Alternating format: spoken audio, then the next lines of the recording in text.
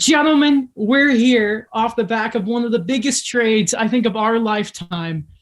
And who else to talk about this trade because it involves the Florida Panthers and our friend from 5 Reasons Sports, Baumgartner, because we got 2 Alexes here. We're going to make it simple. Baumer, how are you? I'm doing better than I was 2 days ago when the trade broke in the middle of my nap at 11:15 p.m. and my whole phone blew up from yours truly as well, Adam. Holy F was the first tweet that I saw or text message I saw on my phone. So, yeah. It was the same thing I tweeted, to be fair. It was, and I guess there's no other way to open the show, to be honest. Tkachuk has been traded, and it's to the Florida Panthers. He immediately signs an 8-year extension. And going the other way. Apparently, it was a sign and trade. It was a sign and trade. Yeah, That's how we got the first ever sign and trade in NHL history. Oh.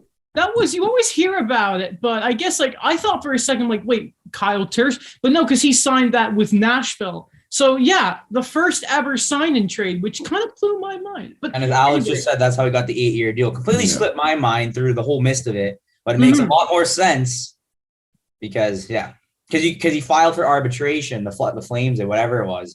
So that's why they couldn't trade him as the RFA. He needed a contract first, at least to my understanding. Because with Kyle Turris, did they not wait until, the way I understand it is you have to be on the team's reserve list by the trade deadline to sign that 8th year. And I think when Kyle Turris signed the 8th year, I believe it was past the trade deadline, I think. Turris full sign. I remember, was Turris full 8 years? I remember that was Erik Karlsson. Anyway. The full trade, the Panthers get Matthew Tkachuk, given the extension, a conditional 4th round pick in 25, whatever, who cares? Going the other way, a conditional 1st round pick in 2025. The Panthers are allergic to it when they don't care about the 1st round. Cole Schmidt, I doubt I said that right. Mississauga Steelheads alum. And then the 2 big pieces, Mackenzie Wieger and Jonathan Huberdeau. I believe, Alex, the leading scorer actually in Panthers history is in Jonathan Huberdeau. Both of which, by the way, Wieger and Huberdeau are UFAs next summer. But I think to open up here, Alex, or Baumer, sorry, when you first sort of woke up and you saw the trade, what was your reaction? I said, I need to go back to bed because I'm seeing things right now. That was my first reaction. Wild dream. It took me 5 minutes to kind of fully grasp what's just happened. Everyone said, I got text messages from so many people, Instagram messages. So within that 10 minutes, everyone knew but me. I'm the only person in the world that didn't know about that trade to happen. I read it. I checked Saravelli's Twitter to make sure I didn't get duped by a fake account. I made sure that was a check mark and not a 7, as people on Twitter like to do. And then I said, whoa. Follow me on Twitter. You would have seen 3 days before when that reported list of teams he would want to be traded to came out. No state tax in pretty much all of them. I said, if a team has the assets and can afford the future contract, you do it.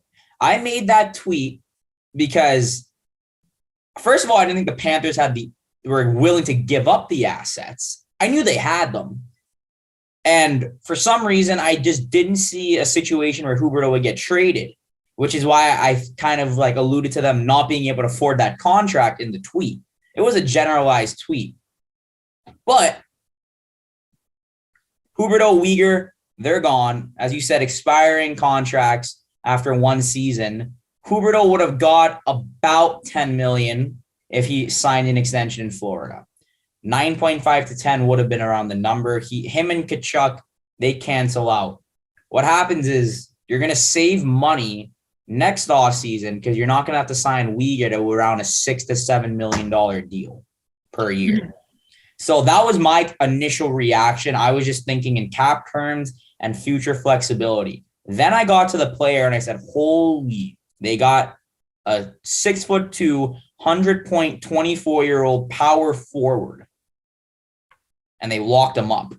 Mm-hmm. And then I said, this is a good trade in terms of extending the Panthers' cup contention window.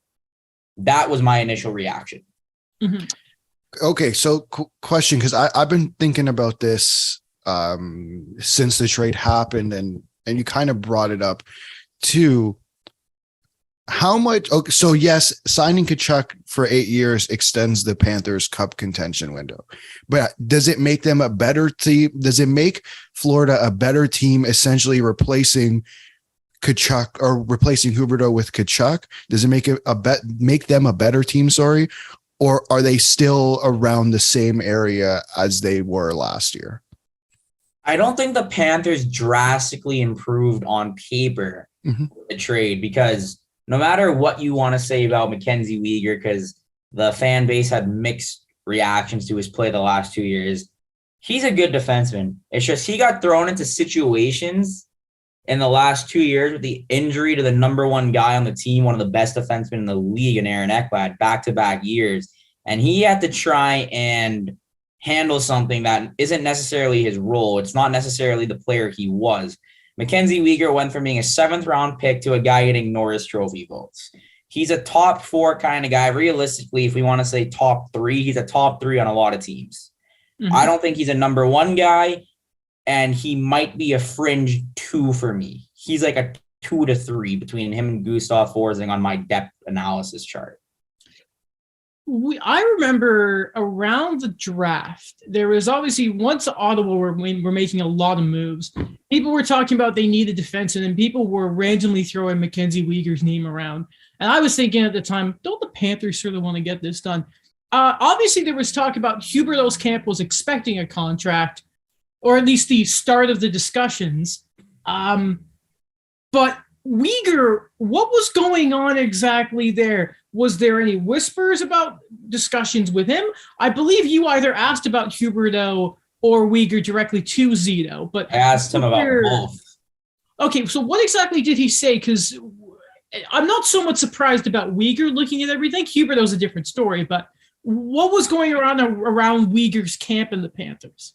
So Bill Zito Bill Zito said he spoke to every single pending free agent for the Panthers agents.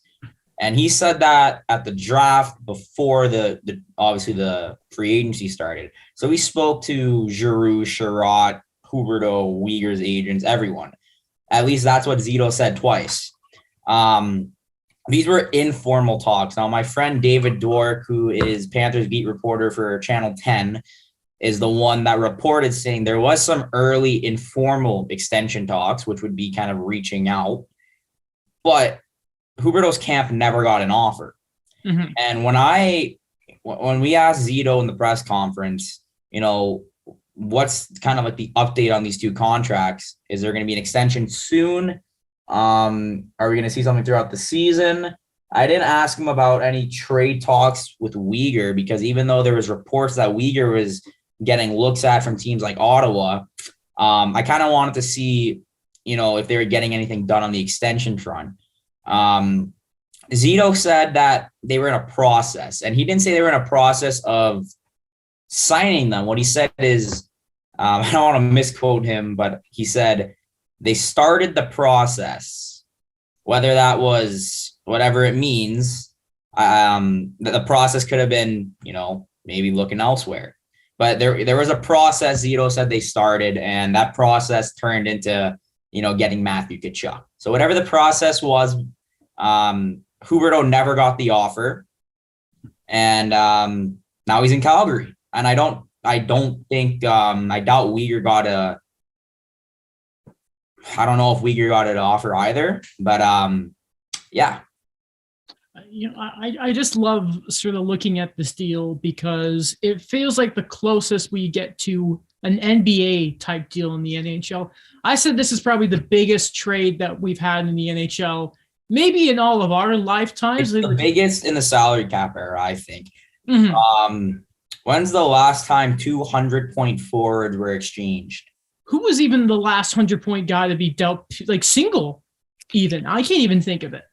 Well, not 100-point guy, but in terms of stature, I'd argue Erik Karlsson.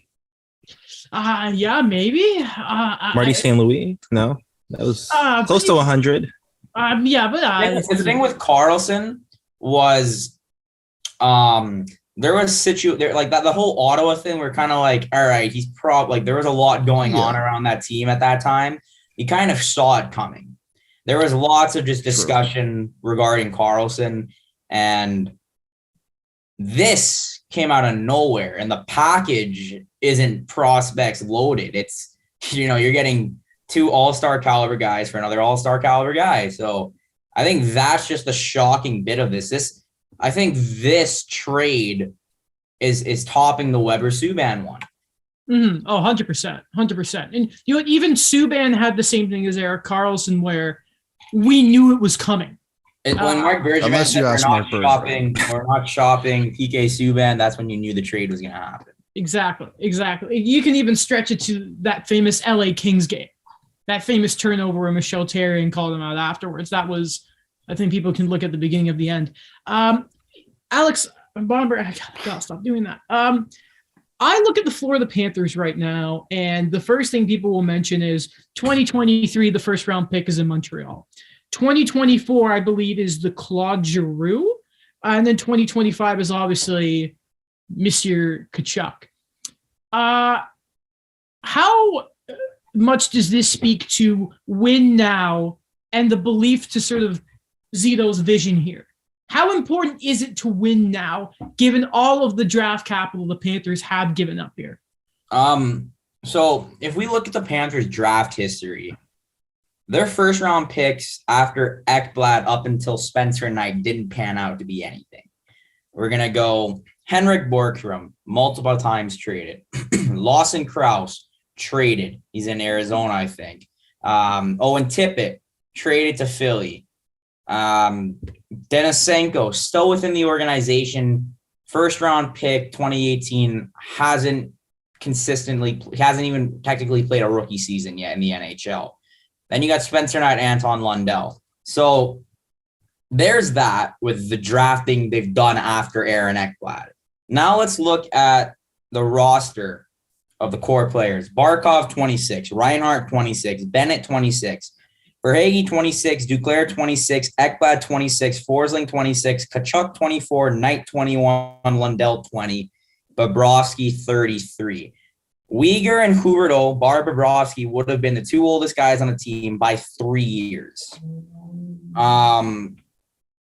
If you had a bunch of 29, 30-year-olds and now we're trading all these draft picks, I would be like, ooh, might want to be careful. 26 to 29, those guys are going to be competing. That's an extended window, in my opinion. So I'm not relatively too scared about losing the draft picks, because ask Tampa how they feel about trading first round picks for Barclay Goodrow and Coleman, guys like that, when they hadn't won the cup yet.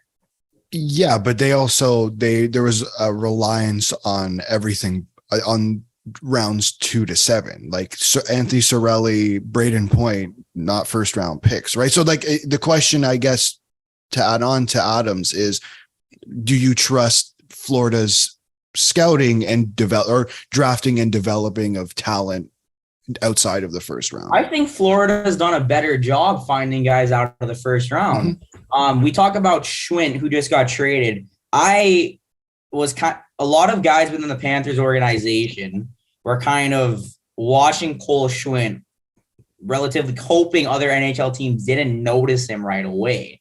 81st overall pick in 2019, the 21-year-old, he had a really good season last year in the AHL, 72 games, 40 points with the Charlotte Checkers. He was one of my top 3 prospects in the prospect pool. I had Justin Sordiff up there. Sordiff was also not a first-round pick. So I've liked what some of these later-round picks have done within the organization compared to maybe some of the first-round picks. Like I said, Denisenko hasn't really sniffed the lineup, where if Schwint was still on the team, I would think Schwint gets the look over him.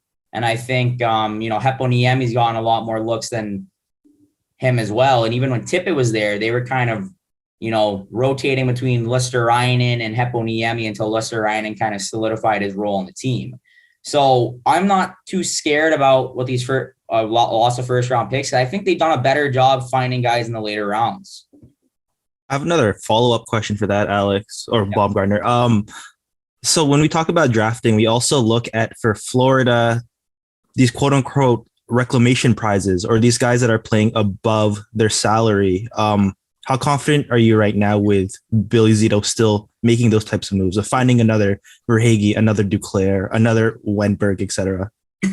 Well, they were very cap, struck at the free agency. They obviously couldn't retain anyone.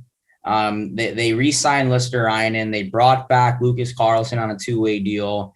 What they did instead is they go for a bunch of guys who are kind of under the radar. Colin White's probably the one that sticks out the most to me. I think it was a 1.2 AAV. He sounded really excited. I know Adam wanted him in Montreal. He was really excited to come to Florida. He said it was a dream come true. Now, I don't know exactly where the dream come true, whether it's playing in Florida, if it's playing on a stack team, or maybe just getting a new environment. But I think that's one of the guys that could be one of those, if we miss, we miss. If we swing, I look amazing. Because they did it with Verhaeghe. I know you're all big fans of Verhaeghe on the show. You've done it with Duclair. You've relatively brought Bennett back to where he should be. Sam Reinhart had the best season of his career last year. And then Ryan Lomberg goes from an ECHL player / AHL player to a fan favorite in Florida and a guy that they were kind of looking for. So you swung a lot more, or you've hit a lot more out of the park, low budget signings than they have done, in years past with other regimes. So I'm fairly happy with what they've done so far this offseason and just getting, guys that might help the team out on low contracts. We could even add Gustav Forsling as well. You've talked about him a lot. That was a waiver pickup. Yeah. And he's probably the best defenseman on that team. Go ahead. I just wanted to go back to the trade for a second, because we talked about Huberdeau leaving, and then essentially you have Matthew Tkachuk essentially as his replacement in a way, right? Probably will replace him on wherever Huberdeau is playing. But to me, the interesting one is Mackenzie Wieger, and who's going to replace Mackenzie Wieger? I would guess is the question. So here's the thing with Wieger. I think if Huberdeau got offered the contract, he would have stayed. And that's kind of what the reports are saying. He wanted to stay, and they were kind of upset that they didn't get the offer. Wieger, obviously, he would have wanted to stay in Florida too. But as we talked about the cap issues, if say you sign Wieger for 6 and then Huberdeau for 9.5, 10, right? He's not getting more than Barkov. But let's just say it's 10 to keep the math simple. That's $16 million invested in 2 30-year-olds in that contract year. Florida wasn't going to be able to retain them both. It's almost impossible. You're so high up at the cap, and then you would still have 3 years of Bobrovsky. Once those deals kick in, they would have been so limited. And I think this offseason was a huge reason of just seeing what they couldn't do in free agency. They're like, we don't want to be cap struck like that. We don't want to be using $1 million for the next 3-4 years to try and make moves. So I don't think that I think Florida was planning on not retaining both of them, and now they capitalize on that. But don't they still have to replace him this year though? Right? Like, so you think that's going to be internal? Because like the cap space isn't necessarily there for an outside move. So that's the problem. I don't think there's anyone within their prospect pool that's ready to jump up. I think Forsling was my number 2 guy anyways. And then it was like a 2A, 2B kind of thing with Wieger and Forsling. But I mean, they signed Mark Stahl is not going to do what Wieger was able to do. They signed more depth defensemen. Now, I don't think they're going to be able to find anyone anytime soon. Maybe at the deadline, something comes up and then you trade another. You still have some of your top prospects, but now you're really deep jumping into the prospect pool and trying to trade guys. Florida's top prospects, none of them are D. And at the draft, they spent their 2 first picks on defensemen just to try and build that pool up a little bit. Hopefully you hit something. But within the organization, I don't think there's anyone that can really jump up right away. I mean, there is a certain if you wanted to get a cheap sort of bet, and the guy would probably love playing in Florida, there's a certain guy on the market right now, certain energetic Mr. PK Subban. I don't know. I brought Subban up. Florida needs more of a shutdown guy. Come on, have some fun. Subban used to train in Florida for years when I played there. His coach used to coach within the organization of the youth teams as well. Subban loves Florida. If they offered him a contract, I'd be very surprised if he didn't accept it. I would love to see where he's going to end up. And later in the show, we're going to look at who's still out there. By the way, I love looking at cap-friendly certain teams, and you see certain either buyouts or dead caps, like Scott Darling. Oh, yeah. Go ahead. Breaking news for your show. The Panthers will be holding their introductory press conference tomorrow with Bill Zito and Matthew Tkachuk at noon. There you go. Okay. There we go. Good. This is going to be the last one for me because Alex, he got the Wieger question I was going to ask. Where exactly in the lineup is it with Barkov? Is it in the second line? Going to be with Barkov. Where? Okay, there, yeah, Tkachuk and Barkov. All right. Then Barkov hasn't had a winger that good. I mean, yeah, he played with Wieger, but it wasn't prime Wieger. the whole question in Florida for the last 2 years is, all right, Verhaeghe's that guy, but who's the other winger, like the guy that's gonna play with Barkov? Because Huberdeau and Barkov, yeah, they work together well in spurts, but they like their top six more balance. Mm-hmm. But the player that Tkachuk is, where it's a power forward who can drive the offense and will score, needs to be with Barkov, at least to start the season. He really needs to. Mm-hmm. Mm-hmm. Last one for me, and you can give a really quick answer on it. Paul Maurice or Andrew Burnett? Okay, so here's the thing with that. I liked Andrew Burnett, and I thought, the fact that it was his first year as a coach, and he took over in a very, weird time in the organization where you're undefeated and then your coach leaves. Obviously the right decision, by the way. He did a great job weathering the storm. And I saw during that first round, I called it out a couple of times. I said, look, you got to make the adjustments. They're going to lose this series because they got outplayed by Washington that whole series. And I said, if Brunette doesn't make these adjustments this game, they're going to lose. And even though the star players really didn't step up, Brunette made the adjustments I wanted. I called out for certain things for certain players. It didn't really happen, but Brunette, he kind of changed his game plan, games 4, games 5. With that being said, defense and experience seemed to be the issue for the Panthers in that playoff series last year. They had a far superior team than they did the previous year. In the previous year, with extremely shaky goaltending, no Aaron Ekblad, and not as good of a team, they took Tampa to 6 games, close games. They got swept in the second round. I think that was the big thing. Paul Maurice is going to probably keep the offense high flying because you already had 2 coaches and the offense was high flying last year. So I don't see why that would change, but he's going to have more of a defensive minded approach to the team because the Panthers in the regular season, if you watch, they were losing a lot. They had the most comeback wins. Mm-hmm. They were playing lots of games where it was like 5-4, 6-5. It's not sustainable for playoff hockey. It's funny that I remember the ones especially against New Jersey, and that's where Andrew Burnett actually ended up. Yeah, as good as fun as it is to see a team score 5 goals in a period, you can't win hockey like that. So I think for a win now team, win in the next 3 years team kind of vibe, I think Paul Maurice is a very good choice to kind of. This is probably the best team Maurice has had. So I think it's a very good choice with the options they had available. Here's my last one. So we talked a lot about the cap. We talked a lot about the business side of things. But I guess, Baumgartner, in your opinion, in the opinion of the overall Florida fandom right now, what is it like to see both Huberdeau and Wieger go as 2 guys that, they were there during the dark times and now they were there for at least like the opening of this contending window? Can you repeat the first part of that question, please? I heard the whole dark part and the Wieger. Oh, yeah, no problem. Basically, we talked a lot about the cap, about the business side of the trade. But what is it like for, I guess, your own fandom, the Florida fandom, to see those 2 guys go? And they were the ones that were here for, the dark times.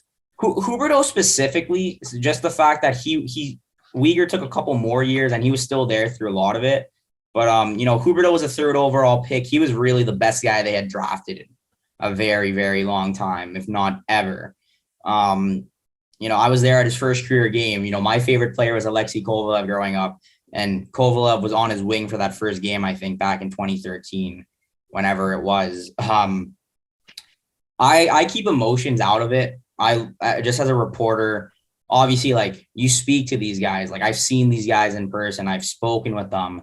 You got to try and keep emotion out of it and stick to the hockey side. But for the fan base, it's tough. Huberdeau was there for their first series win. He was there for their first back-to-back triple playoff appearances, since we're counting the bubble. Him and Wieger, they were there on bad teams and they were there on really good teams. So when you see two guys that came in as kids, as 18-year-olds to your organization, they're leaving as 30-year-old men, it's obviously the fan base was quite taken aback, specifically Huberdeau, because he was a fan favorite there. Barkov, Huberdeau, there was probably more Barkov and Huberdeau jerseys than any other jersey in that stadium. So the fan base is quite taken aback, and the instant reactions of the trade were like, holy, what just happened? How did you just trade Jonathan Huberdeau? And then I think it took a day or two for a lot of the fans to realize we just got a 24-year-old Matthew Tkachuk who's going to be here for the next 8 years. And he's going to help our team win over a longer period than having a 34-year-old Jonathan Huberdeau making about $10 million. That's kind of the hockey aspect of it.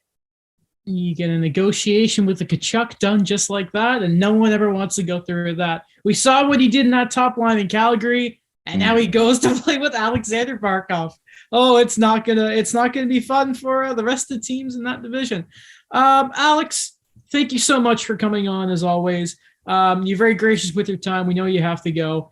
Before you do, though, go ahead and plug your stuff. I know you've done it before, but it's the least we could offer for you being so kind as to come on.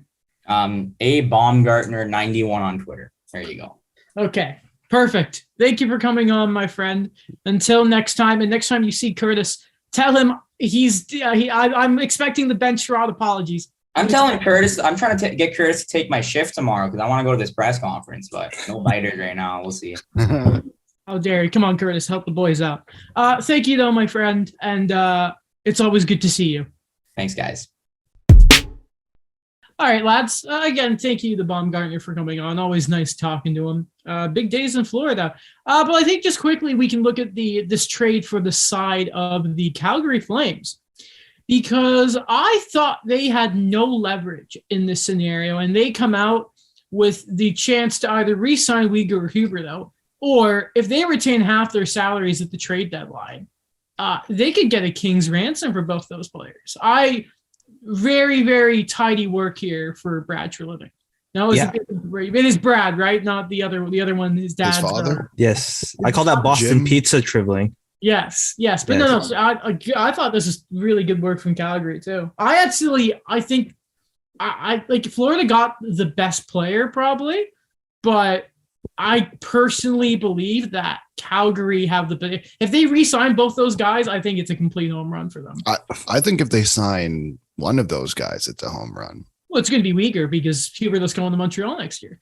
Well, that's true. To play with Pierre-Luc Dubois, of course. Yeah, exactly. And then Bedard, and then Caulfield, Suzuki, Slavkovsky. Top six is going to be nasty next year. Yeah, Montreal's going to get all the really good players while they still have good players and still get Connor Bedard. It's just, it's a mystery. Crazy. It's a mystery. Panthers 2023 pick, obviously. Yeah, obviously. I think from the Flames perspective, it's a good trade for them. I think it adds, something that they lost in Johnny Gaudreau, bringing in Jonathan Huberdeau. I think last year, I mean, listen, any team can strengthen their decor. Now their right side is Rasmus Andersson, Chris Tanev, and Mackenzie Wieger, and Wieger can play on the left too. But I don't think Calgary's done. Like I think they still got some moves left to make. Yeah, in my opinion, I think this stops the bleeding. I think if you are Calgary, you are the fandom right now, the fan base. You go through Johnny Gaudreau leaving, and then you were going to go through Matthew Tkachuk leaving, and you can't leave things as they were. I think this move was necessary to, two things: keep the team competitive, but also kind of show that they're not just going to fold. This reminds me of the stretch between 2011 2012. So the Nashville Predators, they lose Dan Hamhuis when he was good, and then they lost Ryan Suter, and then what they were forced to do is they didn't re-sign Shea Weber right away, and then they were forced to match Philly's offer. I know it was a crazy contract, but it was something you had to do to stop the bleeding. And I think the Flames right now, we don't know what the extensions are going to look like, but it buys them a lot of time to do something. They could probably decide that they want to get the assets, or they convince these guys that Florida has a long-term vision, that last year was not just a fluke. Daniel, it's funny you bring that offer sheet up. Funny enough, 10 years ago today, the Preds matched the offer sheet. And that contract is still going for a couple more years. In Vegas, you're like, yeah, it is. You don't have to say it. It's strange. It's strange. And then you look at the rest of that defense core too. It's Noah Hannifin's just sort of there, and I like it, man. And you know that Tkachuk is. I know a lot of people were still looking at his previous years, and they've looked at the outlier of last season. But I don't buy that. He's always been like an incredible player. Tkachuk. And then now playing with Sasha Barkov is like, ugh, I can't stand that. Despite making, sorry. Oh no, it's just weird to me because remember the last 2 years, we always talked about how, I know it's big in Calgary media too, that like Matthew Tkachuk is the next captain. And then that's when the trade rumors started coming up. Yeah. Oh man. Despite Calgary making Matthew Tkachuk somehow about the Leafs, because they did a great job at that, by the way. I mean, listen to Carlo Kaliakovo.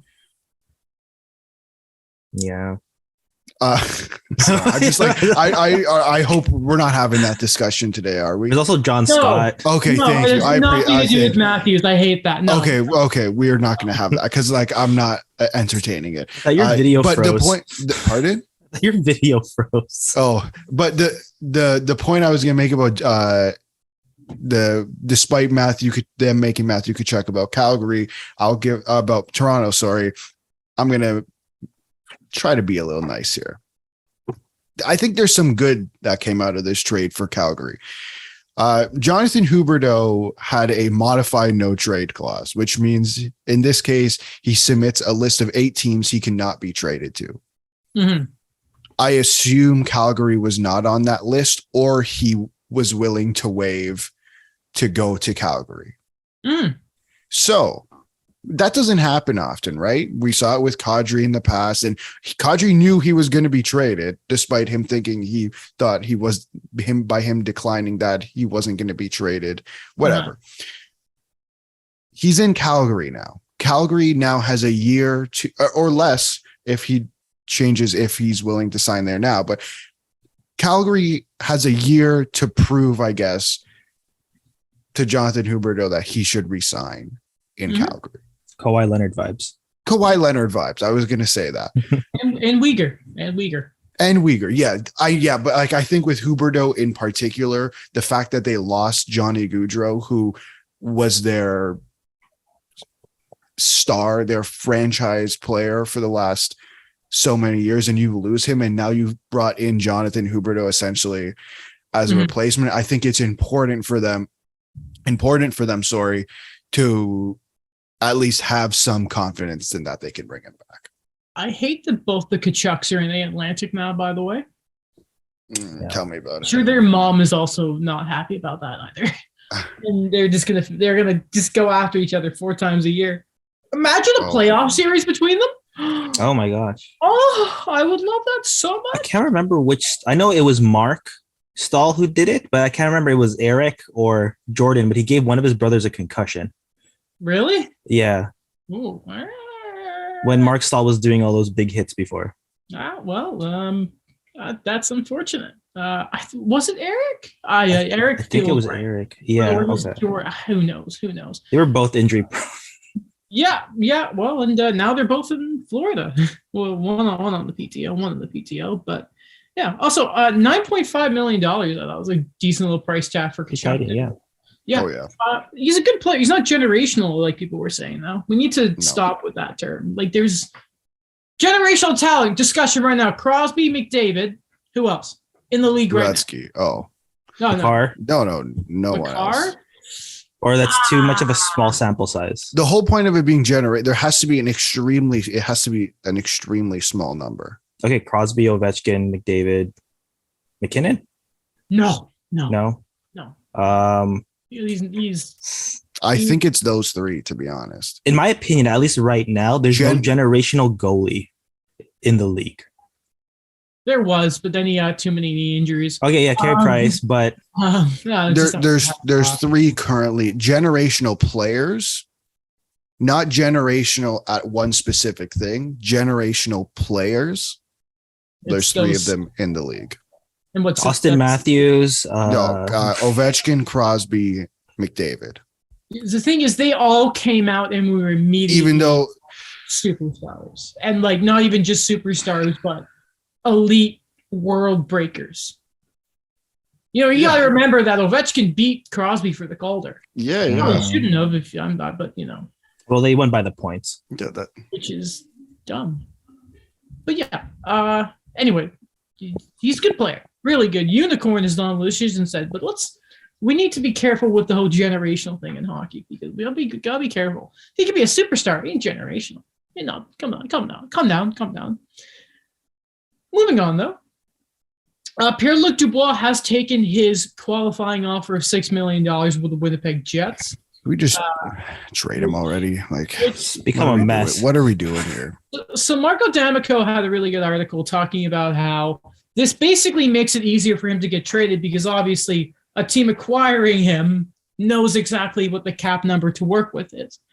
So listen, because instead of just if you're, let's say, a French-Canadian team looking to acquire Pierre-Luc Dubois, it's instead of working with, I don't have a contract with this guy and I can't negotiate with him because otherwise it's tampering, then, you know, it's better to know, okay, so to get a deal done, I need to make $6 million go the other way.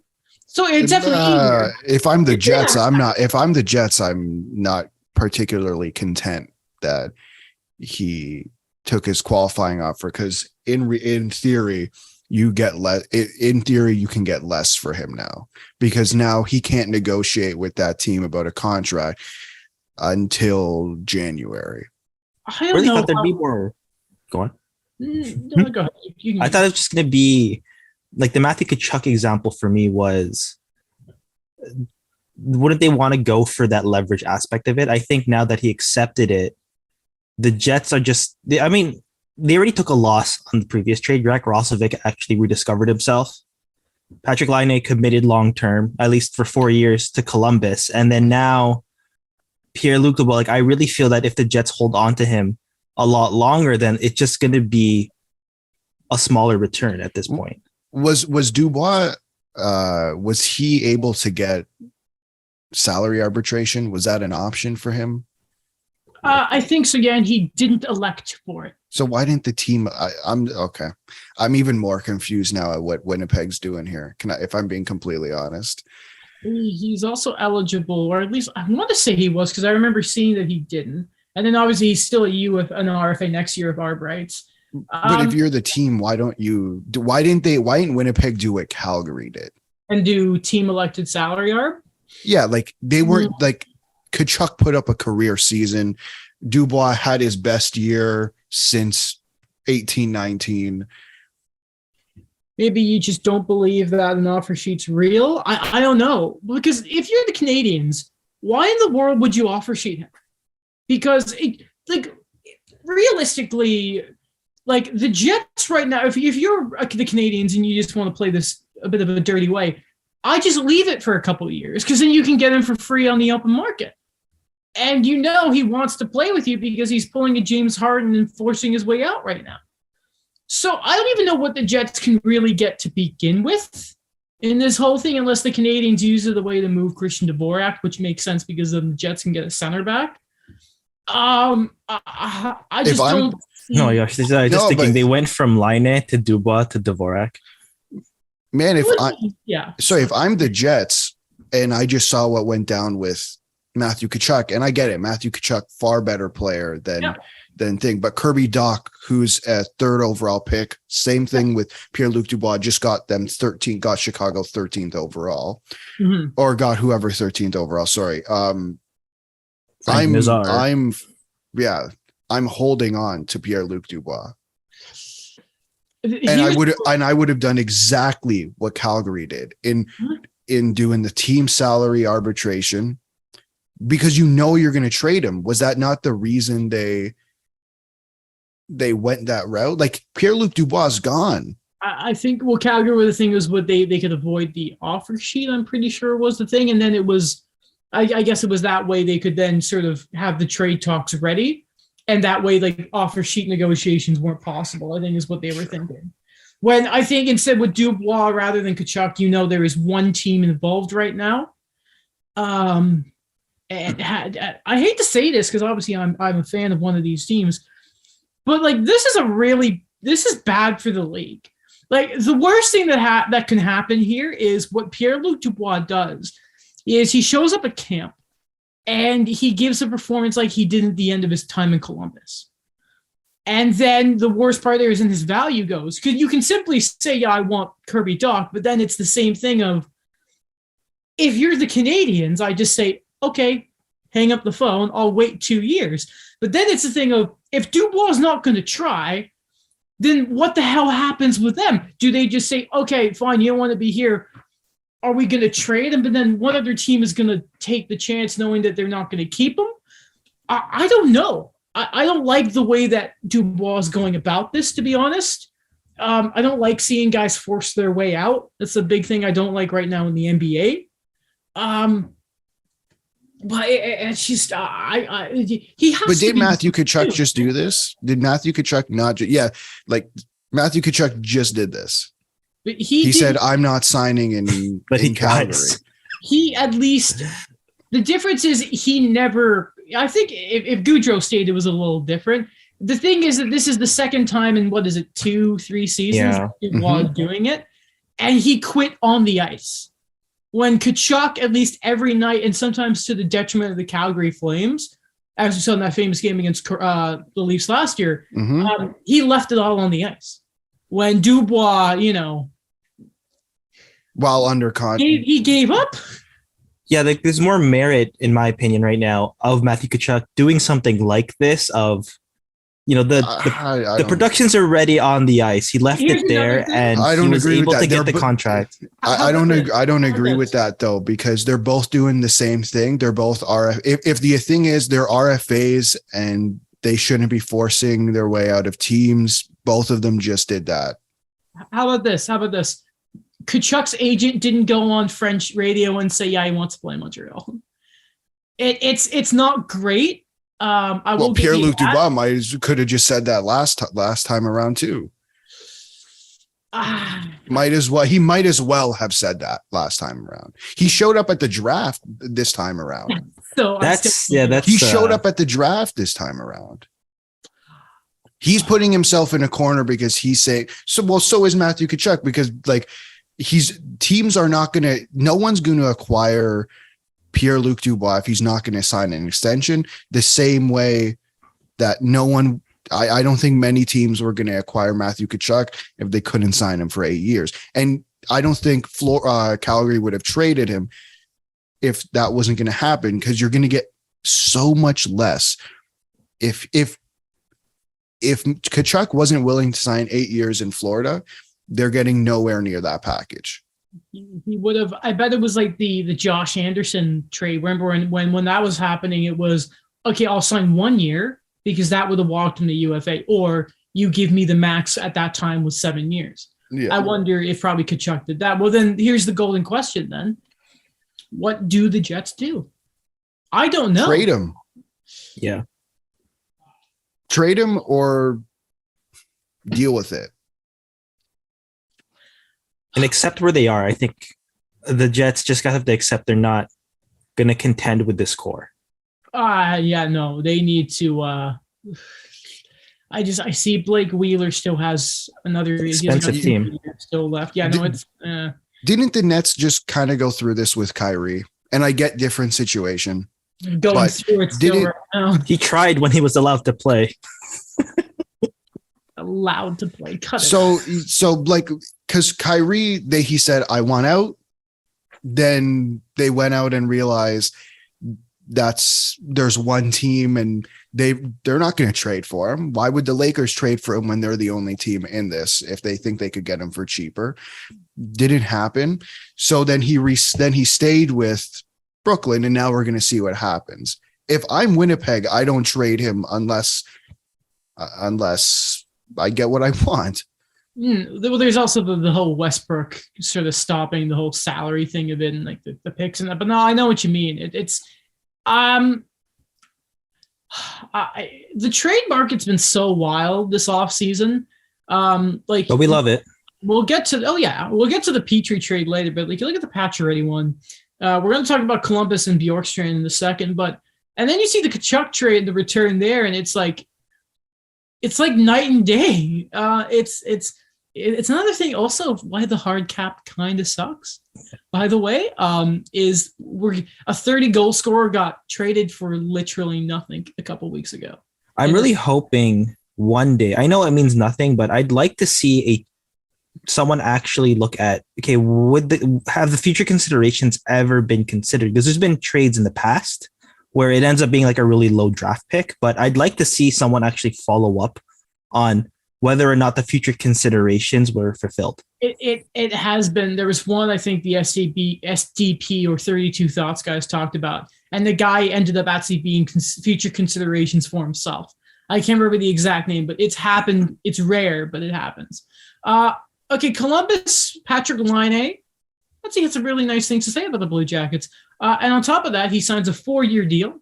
It's worth $8.7 million as the AAV, which is, they're going to be pretty good next year. Maybe not playoff thing, but good step. But along with that is they basically have to trade Oliver Bjorkstrand to Seattle on the cheap for some picks.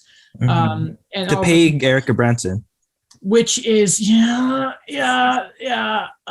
which I think, with Laine and Gaudreau coming in, sort of overshadowed sort of how bad Gudbranson of a signing was and kind of how bad the Bjorkstrand deal was, because this is not good. And even Jarmo Kekalainen's like, I think he said, I'm paraphrasing here, this is like the hardest decision I've ever made as Blue Jackets GM, which is like, you had to trade Panarin. Oh, sorry, you held on to him. Oh, did they trade him? I can't remember. Oh, he held on to him. Yeah, and then they traded for beat Matthew him. Tkachuk. Yeah. And Ryan Dzingel. But Oliver Bjorkstrand was the most difficult one. But what do you guys make of the Laine extension, and what do you make of Bjorkstrand? Good for Seattle, by the way. I think a good pickup for Seattle on the cheap, and specifically with Laine staying, I think that's good for Columbus. I think it was something, and Johnny Gaudreau. I imagine Johnny Gaudreau coming to Columbus very much help with that, and it'll be. This deal that went down between Winnipeg and Columbus has now absolutely been confirmed a win for Columbus. I think no shadow of a doubt. I think last year there were questions, but I think we have our answer. I feel bad for Jets fans. I feel really bad for them looking at this. I like where Columbus is headed right now. They have a good balance of guys in their prime, guys who I like to see for a small market team that they're committing these number of years to the Blue Jackets. And I get it. The Bjorkstrand trade wasn't the best. He was a guy that was one of the few, like Cam Atkinson, decided to stay long-term. But what you see now is they're trusting the young guys. You're going to see Cole Sillinger. You're going to probably see a Ken Johnson make the team. You're going to see an Igor Chinnikov play a bigger role now. So it's about finding the minutes for the guys in the top 9. So I understand it. And they are a lot better now than what we've seen the last few years. But it's that accumulation of things. And I think, again, we talk about it, but selling the Columbus brand has been so much better. just wait a couple more years for some of their younger D to make the team too. See how Bachfist keeps going as well. And you're in for a pretty good team in a couple seasons. And I mean, with the Capitals and Penguins getting older by the day, literally with some of their acquisitions, Columbus could be in a really good spot in a couple of years. And the Flyers having no idea what they're doing. Cutter Gauthier. And just say the Flyers, and it's like I saw like it was Flyers fans are funny. I saw some stuff about just some little things they put out there about Chuck Fletcher. I'm like, yeah, it's bad. It's bad. I meant to bring up to Baumgartner about some of the assets the Panthers have moved, but I guess he talked about them competing and going all in. But it's been kind of crazy there. It's been very crazy. But yeah, Seattle though, seriously, Bjorkstrand, good move, nice. Let's see what they do with him. If they keep him, if they trade him, who knows? I'm surprised you don't like that one because it's another $5 million deal. Yeah, it's weird. Was it like 5.2 or something? 5.4. 5.4. Yeah, great. Yeah, but you know what? At least but seriously, the difference between him and like Ilya Mikheyev is like Bjorkstrand does everything, but Mikheyev's like, I'm fast. And I scored for 1 year, and it's like but like everything about Bjorkstrand's advanced numbers is like, I love this guy. Listen. Seattle are full of them too because they got Schwartz. Whatever. They got a lot of them. Yeah, they got a lot of guys. They got a lot of them, but yeah, we'll see. They don't have any superstars yet, though, so we can forgive them. Matty Beniers. He has played. Shane Wright. Yes. Has not played a game yet. Man, do you guys see the video of the Welcome to the NHL thing that was going around on Twitter? Yeah.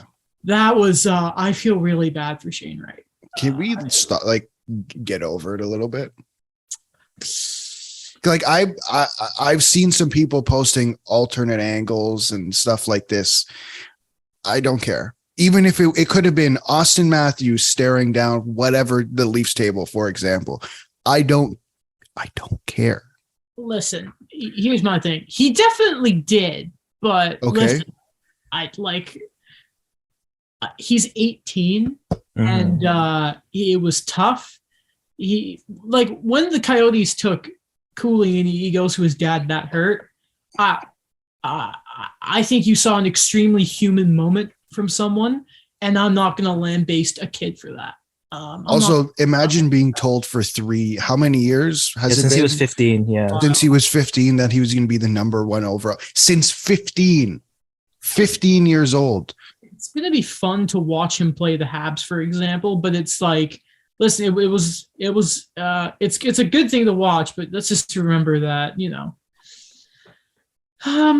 this is it's not normal for someone of that age to be exposed to such a wild environment, not to mention with the draft being in Montreal, and he was such a big fan favorite there. Yeah. I wanted him. I still think they should have taken him, but alas. I don't think we need the dissection of the way it's been is my thing. It doesn't need to be dissected like this.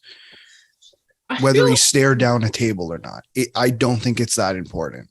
I thought it was a cool little. See, what you could do is like, you know how like WWE had those like pre-match. The promos, yeah. You could use that for like a Saturday night game, but sure.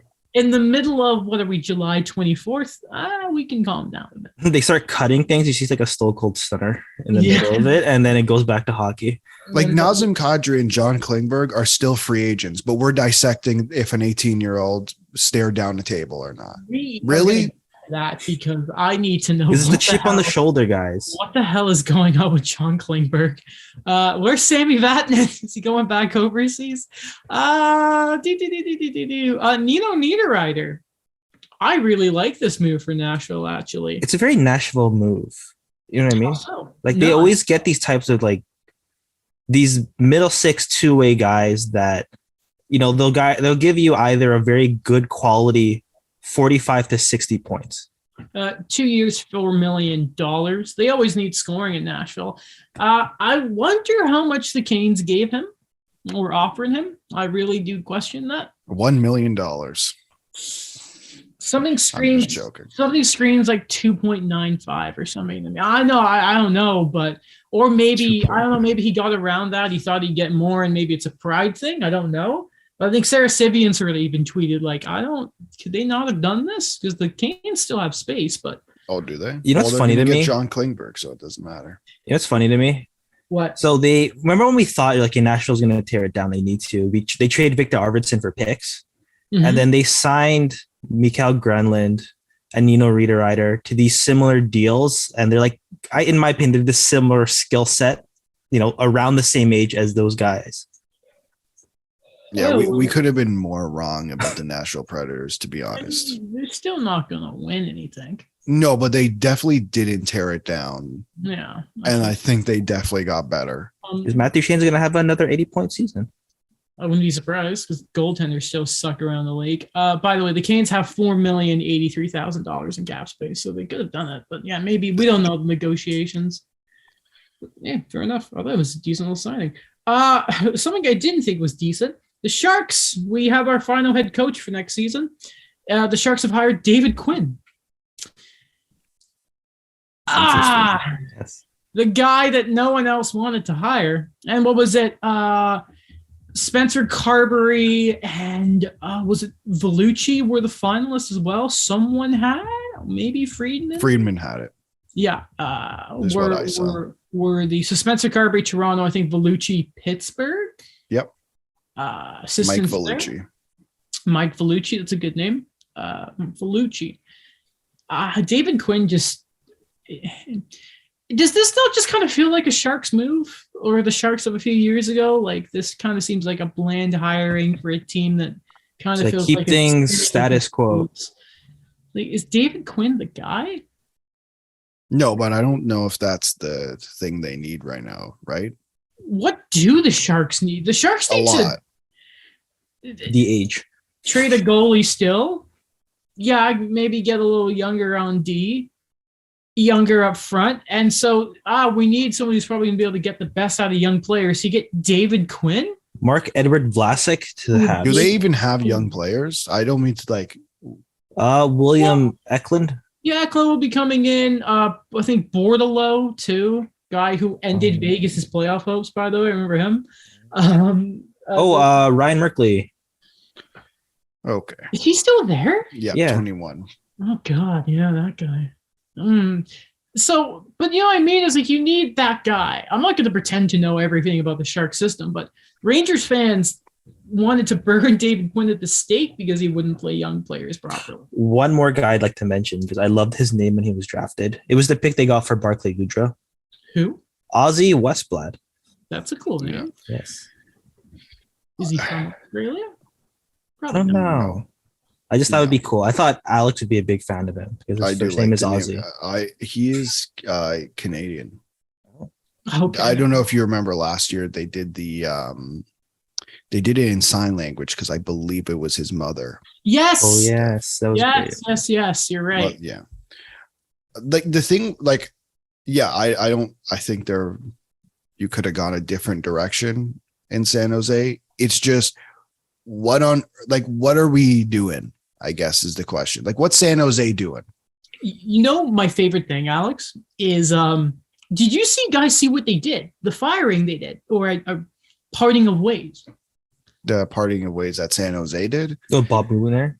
No, not Boop. Even though with Doug Wilson Jr. Yes, who I believe is their head scout or something, or a big part of their scouting staff. Yes.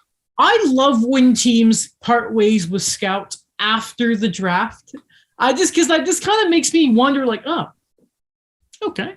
What does that After mean? they had the strange draft of how they moved back. Well, no, I'm just like, my thinking is. No. I mean, what does that mean? Like, why would you do it after the draft? That's what I mean. Yeah, it makes me, if I was a fan and then all of a sudden the Habs just fired out all their scouts after the draft, I'd be like, oh, well, that's not good. I'm worried for San Jose, even if Erik Karlsson's back. I think they're just waiting. Like we've said it before, they're just waiting for those contracts to expire at that point because they can't do anything. They're going to be waiting until we're all gray haired. They're in like which contracts in particular, Daniel? Like Mark-Edward Vlasic, and Logan Couture's starting to not really be like he's still good, but he's not what they gave him. What do you think Thomas Hurdle's thinking right now? Why did I sign here? I don't know. Yeah. Sure. Maybe he likes the sun. He likes the beach. According to Matthew Tkachuk, said those were very attractive, but that's not why he went to Florida. Vlasic still has 4 years left. I don't think this contract has moved in a decade. Oh my god! I think he'd be a great veteran voice in Montreal. I don't know where you think they have the cap space, Daniel, but okay. I mean, and they're holding on to Brent Burns, and Carlson has 5 years left, and Couture has 5 years, and Hurdle is just hitting 8 years. Oh my god! It's never a surprise because we all know how bad the Sharks contracts are. But every time you see them, like, how does Vlasic still have 4 years left? I believe cap friendly, but I still can't believe that. Did he sign it like after the Olympics? They must have. They must have. I think that's the thing with the David Quinn thing. Like, you know what this screams of to me, and this is like no disrespect to either of these coaches. It's just what I think. This is just what it seems like. The Detroit Red Wings kept Jeff Blashill. Like, Jeff Blashill was the in-between coach between Mike Babcock and Derek Lalonde. Mm-hmm. And Steve Yzerman probably thinks Derek Lalonde's his guy, right? That's why he hired him. Yeah. Is it at any way possible that David Quinn is just the in-between until they realize what they need to do to be good again? I wonder if there were still people in that organization that were hoping it was going to be Rocky Thompson. Because remember, he was on there until COVID hit. He was on that staff. Yeah. It more reminds me of Ken Hitchcock in Edmonton, when it was like, I'm going to steer the ship here, and then the Oilers were spinning their wheels, and it was a disaster. But I do see what you mean, because I refuse to believe that they get kind of creative in hiring Greer as their new GM. Yeah. And then you go out and bring in David Quinn, who is the least creative hire maybe this offseason. I just don't get it. Is Rocky Thompson still not with the thing, or did they let him go? Someone hired him. I forget who it was, but he stepped away because I think there was something to do with the vaccine. I don't think he was anti-vax, but I think there was a thing of his doctor or something said he wasn't able to get it. And so he couldn't work, but I swear someone hired him recently. Flyers. To replace John Tortorella when he gets fired in 3 years. I don't get it. I freaking hate these teams. Alex? Adam? Pierre Engvall. Yeah. What about him? He has been re-signed by the Toronto Maple Leafs. It's 1 year, $2.25 million. It's a bit rich. You think so? I don't think so. I think it's perfectly fine of a deal, in my opinion, at least. But yeah, go ahead. Well, why do you like it? Oh, I don't like it. I just think it's like, I'm like, okay, it's Pierre Engvall. Like, on this team, he was part of the third line that's probably been their best third line for quite some time, probably since I couldn't even tell you. With him, Kampf, and Mikheyev when he was there, Kasha sometimes, that the right wing was always different. But again, like, I think he'll be serviceable on that third line. He's going to play, right? Like this idea, because I think there was this weird suggestion that they're going to still go out and make more signings, which they're going to do. There's still guys, I think, on the market that they might go after, but that's because they have to make a trade. Listen, you can tell we're kind of waiting for that because for the Leaf segment, we have this and Ian Scott. It's a little light right now. We're waiting for Kerfoot. We're waiting for Kerfoot or Justin Hall to be moved. Or both. Yeah. Probably both. Yeah. And or then both. Subban and who's like I wouldn't be opposed to that, by the way, if Justin Hall gets moved. I don't think anyone would be. I think you need a whipping boy last year. Justin Hall. Yeah. He was a bit of a whipping boy, rightfully so. Yeah. Rightfully so. And he gets replaced with Phil Kessel and PK Subban. But he redeemed himself. Remember that Capitals goal? That was great. Yeah. He did not redeem himself. Justin Hall did not redeem I will himself. always remember. It should have been Tim. I will die on the hill. It should have been Timothy Liljegren in the playoffs. I get it. If this truly is the It last year of should have Justin Hall, or the last summer of Justin Hall, we will always have the bonding over golf with Jake Muzzin. Sure. Oh yeah. What? Remember from the Amazon series. Yeah. Like one of them or both of them are gone. And I think I don't know. I like the thing. The real question is, where is Alex Kerfoot gonna? If he's still on the team, where is he gonna play?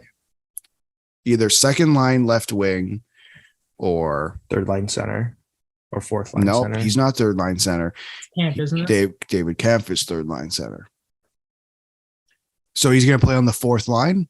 For And at 3.5. Not on Toronto. Not an option. I think they can I think they could trade that cap hit, or they could trade Kerfoot, and with the cap relief, utilize it a little bit better across multiple lines. Is Alex Kerfoot the Islanders' big move this offseason? No, I that's wouldn't be going to be surprised. Nazem Kadri.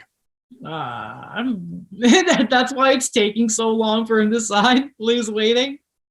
He's gonna go file the Like, don't paper. tell Would you your be family, surprised? don't tell the media Like, what's so- going on. So now I'm like, I don't want to change subjects real quick, but like I don't know if you saw the Athletic article. I believe it was Kevin Kurz who came out with the article saying it's a possibility that he signs with New York. But now the thing is, now that it's public, it's not going to happen. Sneaks in So- the Cadbury's house and steals the contract and burns it in front of him. Yeah, so it's that's not going to happen. But with the Leafs, yes, it's literally I'm just waiting to see what trade they make. Okay. And Ian Scott, a lot of injury problems in his career, young goaltender, stepping away from the game because of it. That's just a real shame. You hate to see that with a guy. I wouldn't be surprised though if I don't know if anything's been said yet, Alex. I'm sure you'll let me know if there has been. If they're going to offer him some sort of support, because it feels like they always sort of do that. But, Not that I know of yet. I hope whatever he's doing, I hope they can support him in the future. Yeah. 'Cause that's I was pretty sad about it. He was a guy that I've talked about a lot on this podcast, that I was hopeful when the Leafs were starting to draft the goalies again, because they went through a weird streak of not drafting anybody after James Reimer. Uh-huh. He was a guy that him and Joseph Wall, I thought that if you gave them enough time, maybe you would see something. But I know, understandable. Like, outside of hockey, there's the injuries, there's all this stuff going on beyond the game, and I'm actually gonna miss him. I liked following him for the Raiders. I liked when he finally came to the Marlies, if it was a short tenure, and I wish him the best. When it comes to the Canadians, Pitlick and Mambo are back on cheap deals. Mambo is a one way. Well, they both are, but obviously Mambo being one way maybe raises some eyebrows. Just keep an eye out for We'll that. see. Yeah, 100%. Two little things before we get to the Petrie trade. First off, they released like the new numbers for everyone, right? So Dadonov is 63. Okay, right? Not bad. Kirby Doc is 77. Brett Kulak's like, you're welcome. Uri Slafkovsky gets 20, which means Chris Weidman changes his number to 6. Shea Weber's number. Shea Weber's contract isn't, the body of that contract isn't even called in. Chris Weidman takes number 6. What are we doing? Why? And then, by the way, Mike Matheson is Ben Sherratt's number 8. Previously won by Jordy Ben. Love to see it. Current Leaf. Leafs legend.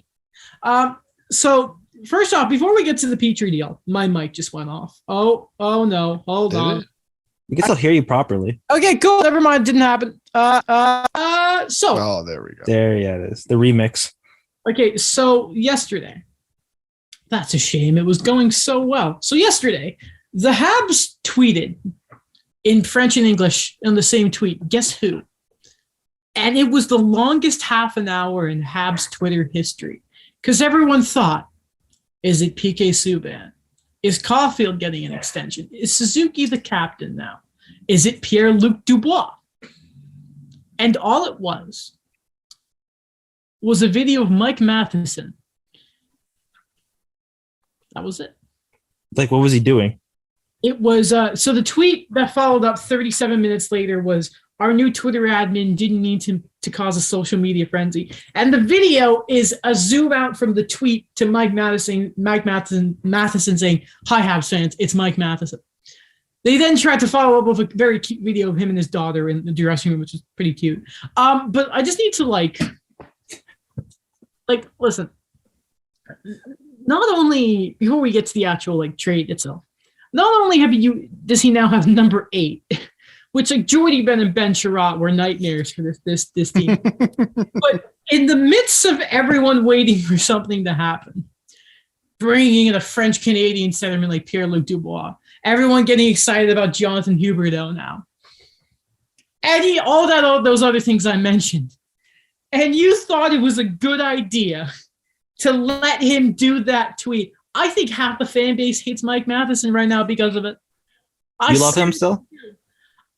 I'll wait to see how he plays. Okay. But it's just, if he wasn't from Montreal, he's getting booed the opening. They should be ashamed of themselves for doing that. And then being like, here's a cute kid. It's like, okay, cute kid, fair enough. Adorable moment. You love to see it. Don't boom drink fix you. Don't do that. It's just, I was pacing in my room for 20 minutes because I'm like, PK's coming home, baby. And it was just Mike Matheson. Why would you do that? Who thought that was a good idea? It's Mike Matheson. I love the anticipation. Taking a prospect. You can't do that. You know why they did that? Not enough. Why? Because. Why? Because they hate us? Because they hate us. Fired. But also, it's because Mike Matheson is special. Okay, well, and here we go. Okay, because I have a feeling I know what you're going to bring up here, and I know what it is. Anyway, I just feel obligated to bring it up. You know what I mean? Because Kyle Dubas loves his guys, and so does Kent Hughes. And Kent Hughes, former Kent Hughes client. There it is, Mike Matheson. So, and one more, Anthony Richard, just in case you didn't know. Okay. So the Montreal Canadiens have traded Jeff Petrie. It's been that long since we recorded last. To the Pittsburgh Penguins. There's a pick in there. Who cares? Coming the other way is Mike Matheson, who, when I saw the trade, I went, oh no. So apparently, apparently, first off, the Canadiens insisted that Mike Matheson was coming in the deal, and apparently the Penguins didn't want to do it. Now, Kent Hughes has referenced his 5-on-5 play and a lot of the analytics supporting Mike Matheson, which is like, oh, okay, fair enough. There's cap savings. He's much younger. But it's longer, right? And I think it is a longer. Actually, let me double check the exact contract of it. Let me put it like this. I'm surprised they got something. Mike Matheson has 4 years left. So he'll be like 2 years younger than Jeff Petrie is now by the time the deal is done. Listen, do I hate the deal with every fiber of my being? No. But I think a lot of people were expecting they were going to try and target a pick and a prospect. Maybe it was unrealistic when we looked at the Brent Burns deal. Is it big that the Canadiens didn't retain any salary because that was Kent Hughes' objective? Yes. But I don't think any of us were really expecting a Mike Matheson return. But is that good or bad? Like, I don't. Transition. What's Mike Matheson? A minutes eater. Puck move. No, he's not like Ben Sherratt, but he's he is a left-handed puck mover apparently. Is he a positive or a negative? From what I can tell from like a lot of his advanced numbers, this isn't Florida Mike Matheson anymore. He is a positive player. He's a transformed man since Pittsburgh. And yes, which, here's the thing is, and that happens to a lot of players, right? Well, the phrase was, we can see him working under Marty St. Louis, which is like, okay, all right, okay. That's the most generic quote I've ever heard, but okay. I feel like it's a big thing with Kent. I feel like the Canadians have a lot of hope with. They said the same thing about how Slavkovsky's. They're going to really rely on Marty getting a lot. Here's the thing, right? Is nearly everything they do is kind of like Marty will make it work. And I'm like, listen, he did it with Cole and Suzuki and everything. And he fixed Petrie at the end of the year. it's good. But I'm like, listen, guys, I hope there is more. And the view on the analytics on Matheson helps. I just hope it's more than just Marty St. Louis can fix everything. Because let us remember, he has only coached half a season. Let's just that's a lot of pressure. And he still needs another assistant coach because I don't know who's running the defense next year. So PK Subban. I would prefer Jeff Petrie on the power play than PK Subban. Jordan Harris. PK, No, but who's going to be their assistant coach? Yeah, I mean the coach. Yeah. Oh no. Okay. Yeah, they bring on PK as a coach. I wouldn't be opposed of Andre Markov. Player coach. I don't know if Markov's much of a communicator. Never really was as a player. Well, I'm sure. Well, no, on the ice he was the general. I shouldn't say that, but in the media he was always like, yeah, I still know if Markov would be interested because he's in Russia with his family and his weird music videos his wife did. Don't ask, look it up. I just thought the return was weird. I'm happy they didn't retain salary, but it just wasn't the return I was expecting. And what were you expecting? Because I think going into before you answer that question, I'll preface it with before the trade deadline, right? There was the talks of Jeff Petrie being traded, and it seemed like the expectations were extremely high for a player who was not having a good season and had just started a contract. So what were you expecting now? I was expecting maybe a B prospect in a second at the deadline. And what's Mike Matheson's value? Like to you, what's Mike Matheson's value in relation to that? Is it close? Is it above? Is it on par? Like that's what I'm very confused about. Like I can't get a good understanding of what people think of this trade because the expectations felt so high that now I don't even know what Mike Matheson is. You know what? What's weird is Penguins fans hated it. They really liked him. And I was like, really? Because here's the thing, because we don't pay as much of attention to guys like Mike Matheson on the Penguins because Sidney Crosby exists. And this whole offseason has been focused around Chris Letang, Brian Rust, and Evgeny Malkin. I remember watching the playoffs and I saw Matheson on the top pair with Chris Letang, and I said, excuse me. Wasn't Matheson the one who screwed you? Yeah, no, there was a game where he had some rough turnovers, but I can forgive that because Jeff Petrie had plenty. Anyway, and yeah, I remember yelling, Mike Matheson, you're screwing my bracket right now. Now he's ahead. Listen, like here's how you sort of you look at it, right? As I lost my train of thought, so I'm trying to stall as I try and remember what I was about to say. What were we talking about?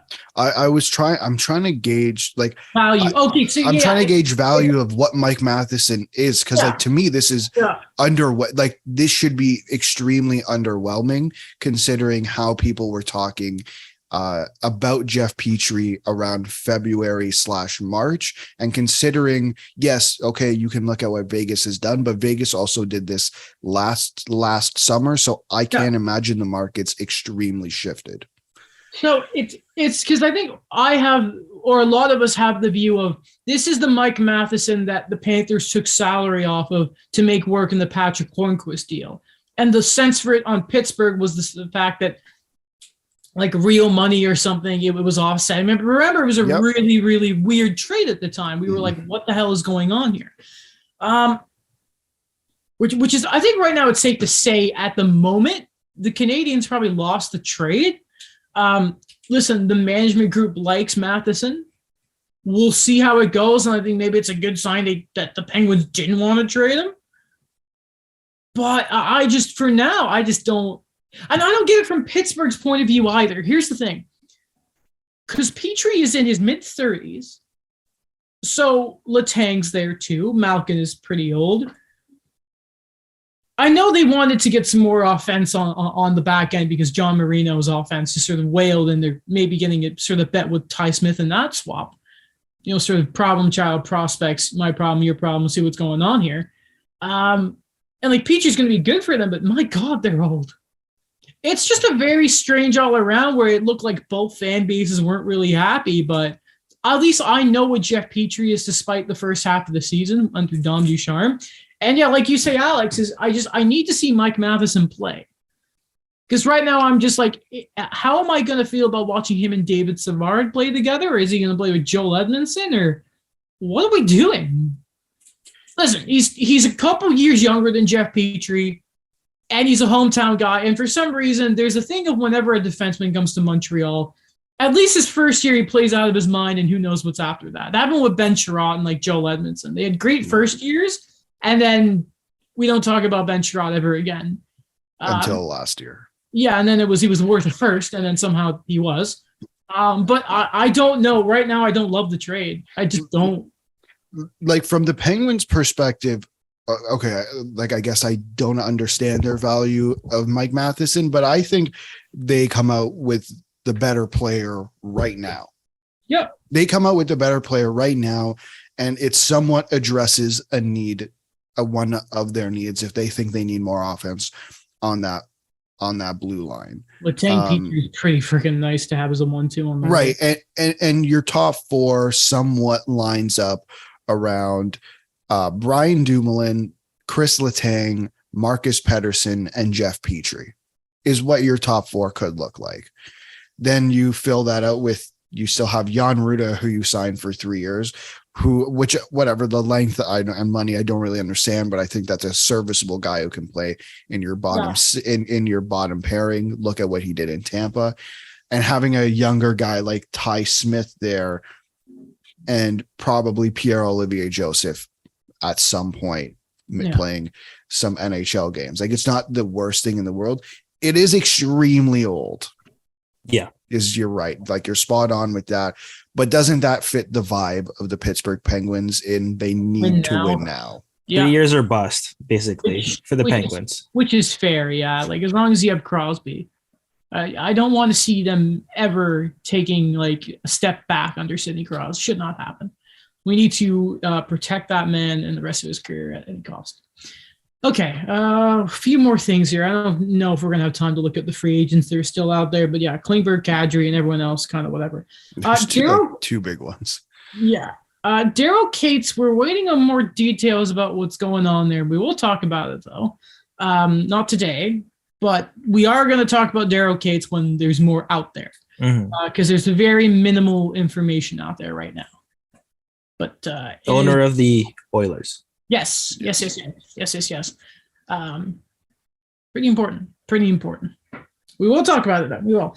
But to finish off, very important here, we want to talk about the stuff that's going on with Hockey Canada, because since we last recorded, my God.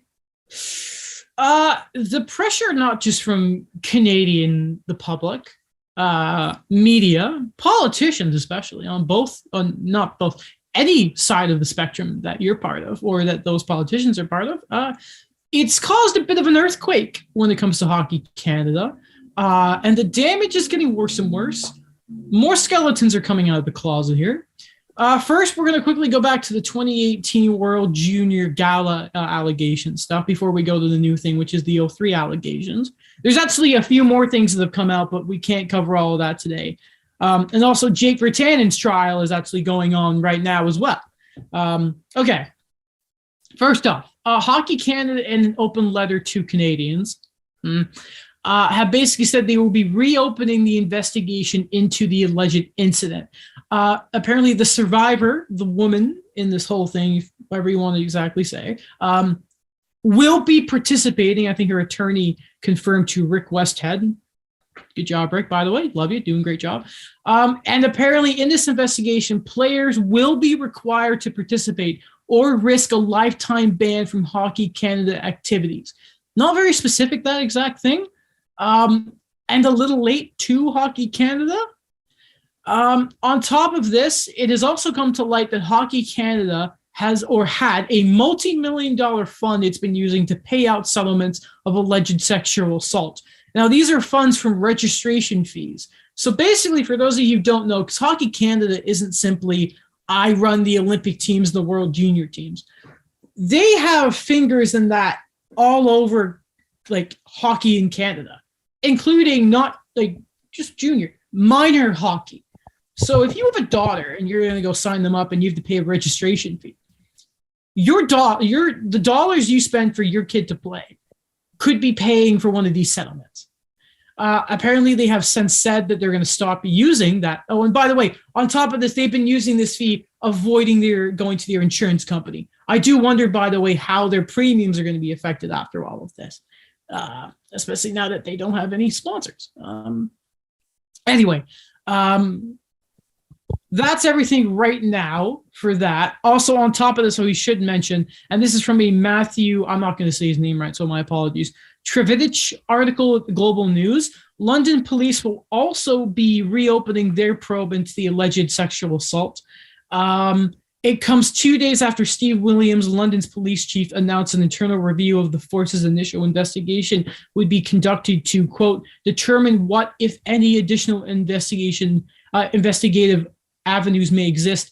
And the initial investigation, which wrapped up in February 2019 with no charges, was, quote, lengthy and detailed. Okay, before we move on to 2019. 2019? Sorry, before we go to 2003 and that the newest allegations coming out. I do not understand how in the world Hockey Canada and anyone involved thought it was a good idea to not only avoid your insurance company, because then you put risking your premiums going up above the safety of people. Well, there's your answer. Registration fees? What a joke. Yeah, but you have your answer within your question. What do you think's more? Okay, I don't agree with it. I'm not saying I agree with it, but if you look at it from their perspective and how they were able to essentially, in a way, sweep these under the rug, it's not going to be public, whatever, and stuff like that. Mm-hmm. Okay, let's make sure. What's step number 2? Don't let the insurance see it. Like, it makes, from their perspective, I'm like, makes sense. Complete slime ball move. 100%. But I'd argue it makes sense from their perspective, the way they've been doing business, which is not correct at all. It's very tone deaf, in my opinion, but I know what you mean, Alex, that, again, we've said it before, like, I wouldn't expect anything less in a way, because, listen, we talked about the culture, we talked about these things coming up, and I don't know, it's just adding another layer to things about, and I've said it before to you guys in other messages, but for me at this point right now, I feel guilty for the amount of fandom, the amount of references, the amount of energy I've given the World Juniors on this podcast. It's a part of almost being Canadian. You know what I mean? Like, listen, I wasn't born in this country, but I've grown up here.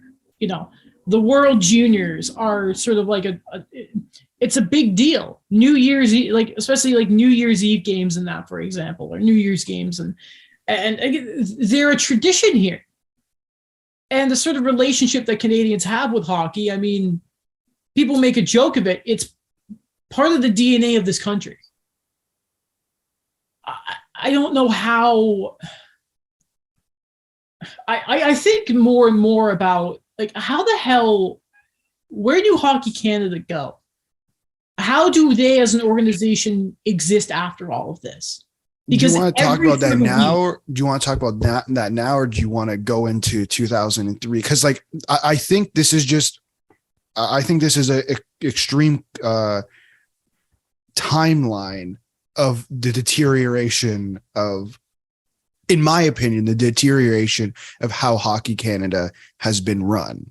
And not just off the ice, I think on the ice as well. I think it's quite evident that the United States is doing a much better job than Hockey Canada at the moment. I think there's certain programs in Europe who are probably being run a lot better than Hockey Canada. So, like, I think everything from 2003 onwards, and I'm sure it goes before 2003 too, but it's just the slow deterioration of Hockey Canada. So do you want to do that, to have that discussion now, or do you want to have that discussion after we talk about 2003? I'll mention 2003. So before I do though, so I want to say at the time, Bob Nicholson was head of Hockey Canada. Going back to around year? 2003, going around 2003. And he I was will head of it double for a check. while, and who is now part of the Oilers. And I think has legendarily been like one of the big sort of head honchos when it comes to Hockey Canada. Here it says Nicholson served as president and CEO of Hockey Canada from June 1st, 1998 until June 1st, 2014. Okay, so he would have been around 2003. Okay, I'm going to read a bit from a Rick Westhead article here. Warning, it does contain references to sexual assault. Halifax police said they have opened a criminal investigation into sexual assault allegations related to the 2003 Canada World Juniors team. This isn't in the article here, but for anyone who's curious, I believe there's only one active NHL player from this, and it's Marc-Andre Fleury. I'm not saying it was Marc-Andre Fleury, but I'm saying for people wondering, everyone else I believe is retired, and people like Carlo Colaiacobo and Jordan Tutu have started putting out statements. I'm not going to talk about the book. I'm not going to do that. But anyway, continuing.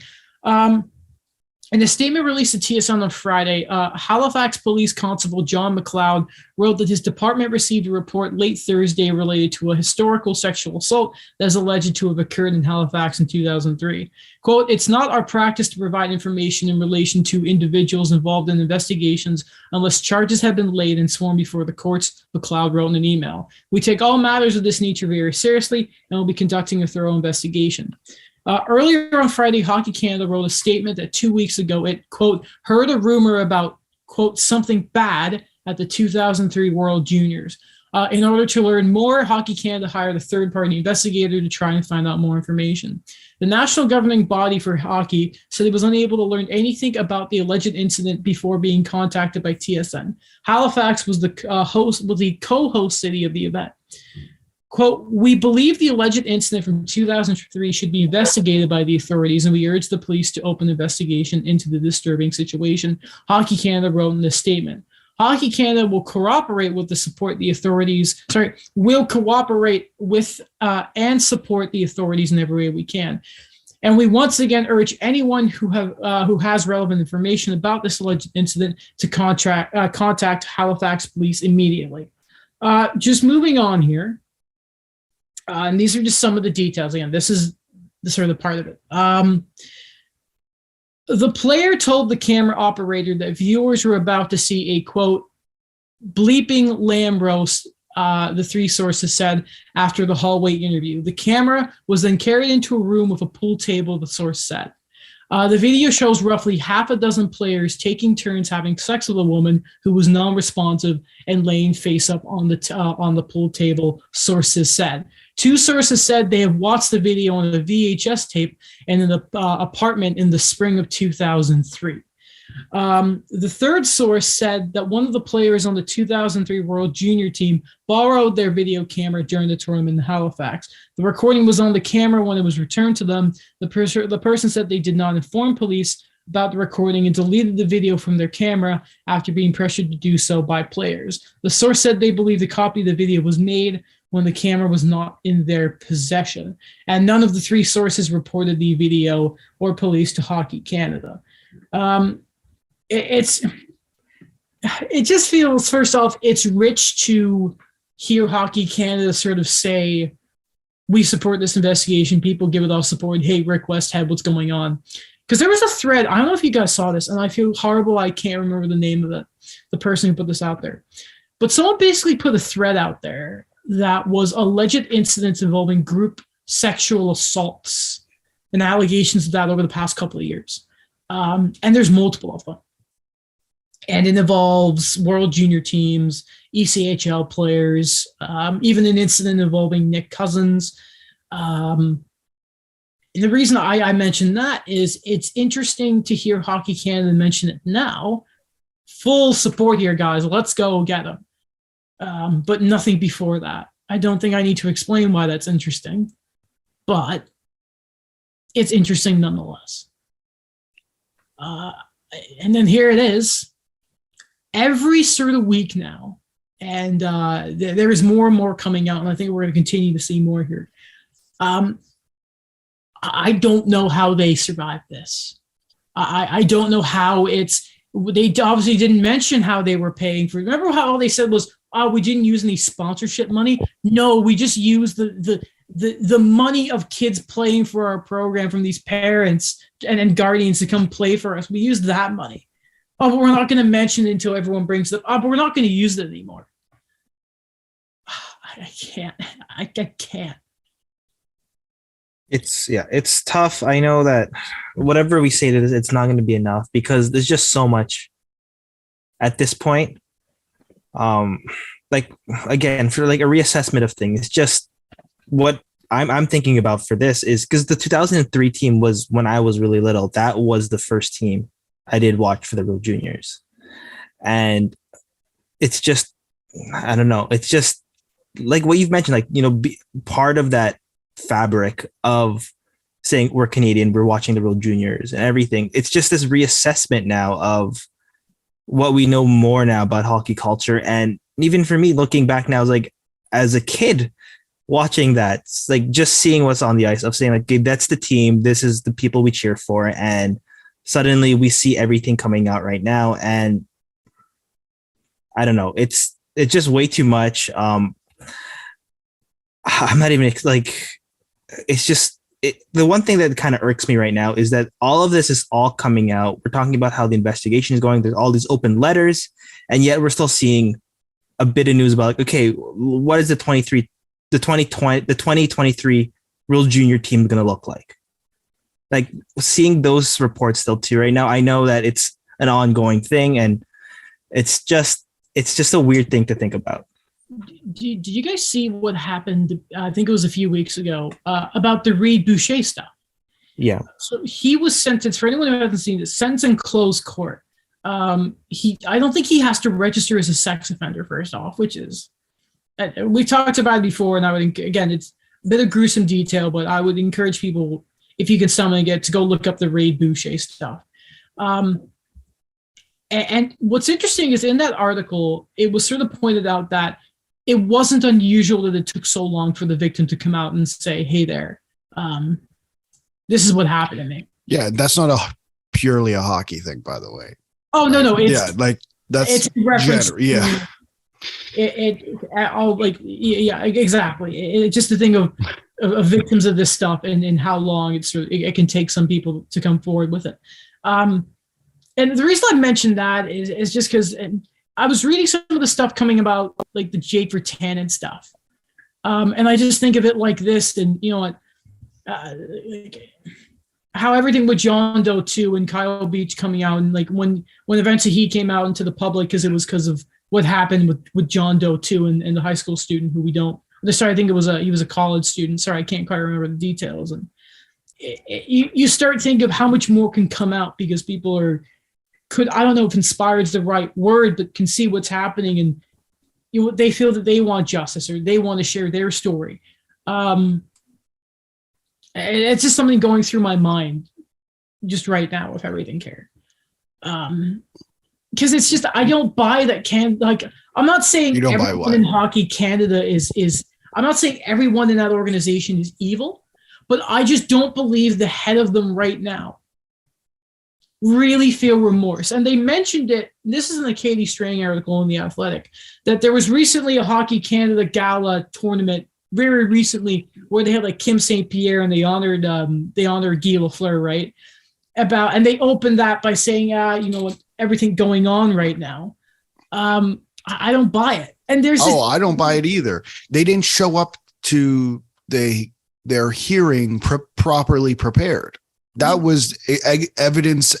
That was evidence number one, and that was final evidence as to their either understanding of the severity of the situation or care of the situation. The worst part too is, because they had different answers about how many players participated in the investigation, and you're like, how are you not that prepared? There's a detail at the end of that Katie Strang article too, where sort of saying normally at these events, sponsors have all this great alcohol, open bar. And there was this little line, I'm paraphrasing here. Go read the article, by the way. I think Dan Robson and I think Ian Mendez are also involved in it. about how extra purchase bar with only one complimentary cocktail to people there. And it just sort of it made me laugh reading it. Because I'm like, that's what you deserve right now. That's what Hockey Canada deserves right now. Because it's not being sponsored, it's probably out their own pocket right now. I just they're evil. I don't know where they'd be, because this is going to be, if there is a sort of rebirth of Hockey Canada coming here, this is going to affect minor hockey across this country for a generation. Like I can't stress. My brother was asking me last night. He's like, "How is this going to affect the NHL?" I'm like, "Forget about the NHL. This goes deeper than the NHL." And he's like, "What do you think in Hockey Canada?" I'm like they have.